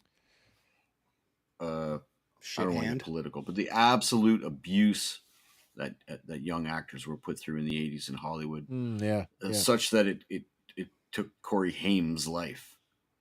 Right, right. And he's very vocal about it. He's out there doing interviews, today or yesterday, like this week kind of thing, going, I'm not afraid of Diddy. I'll tell you what the frig is going on. Interesting. And, so I would like to see some sort of like, I don't know, it would be nice to see him get a role, get some cash, and kind of like reconnect with that part of his life in a positive way. Mm-hmm. That wouldn't hurt my feelings at all. Well, I mean, I guess, and we talk about this all the time. Like, I guess the big question is, do these things require sequels? And I think we had in our group chat, you had said, Hank, that nothing has struck you as being perfect or was that what you said? I had this conversation with Lauren and she's like, Terminator 2? And I was like, okay, all right. I might have been a little single pointed focus. But the conversation was like the 30 years later. No, 100% the 30 years later. Yeah. And I had said that, while not perfect, that Ghostbusters Afterlife came close. I liked it. It came very close for me. Yeah. So I look at a movie like Goonies and go, is this necessary? Right. I don't know if it is. But if it's good, sometimes it's great. Good. Yeah. In my heart, I feel like almost none of them are necessary because I could just watch that again and get what I got out of it the first time. Yeah. But if we had that mentality, and I know it's not 30 years, but like we would have gotten an Empire Strikes Back or Return of the Jedi. Yeah. No, you're right about that. The whole trilogy thing is so it's a fine line. I feel that there's an original idea problem going on in Hollywood that Big Easy Money is the sequel to something that grabbed kids who are now adults that are we're the purchasers, we're the money bags right now. That's right. So I think it's big easy money to throw at a Goonies 2 or a Gremlins 3 or a Star Trek 95. And and so it's nice to see something like Skeleton Crew with some artistic integrity, like to tell a story that feels good and sits well with you, and you hope for that. You hope, you're not going to get Kingdom of the Crystal Skull. Yeah, that's definitely on my mind too. Indiana Jones. God dang. Mm-hmm. So the question again, where are we going to go next? These are all sort of down the road stuff. We have a little bit of an immediacy though, because it's Sunday, and in 7 days from now, we'll be back doing something. Mm-hmm. The question is, are we going to go back to playing with toys again? Back in Black series? We can pick that up. If you guys want to see more Star Wars action figure content, let us know. Mm-hmm. There's also the matter of season 2 of the That was better fun than I thought it would be. It was a lot of fun. And there's something to be said about going back and watching something, as you say, 30 years old and looking at it through adult eyes. Or Droids. Yeah. Droids is on my list. We're going to get to that eventually. But no matter what we land on, there will be a show next Sunday. I have a sneaking suspicion it's going to be action figures. It's a lot easier to put together, that's for sure. Yeah. So don't forget, Sunday nights, we will do something Star Warsian. Tuesday, Andy and I will be here. It'll be Random Fandom, I believe the 90th episode of Random Fandom. Oh my gosh. Yep. It's a juggernaut, man. look for this year. Look for more short form content coming as we work at the kinks on some of those ideas that we've got. And does anybody have anything else they want to wrap up on before we say goodnight? No, that was a good time. It was too short. Hope for more. Flew by. Yeah. Fingers crossed for a season 2. Yes.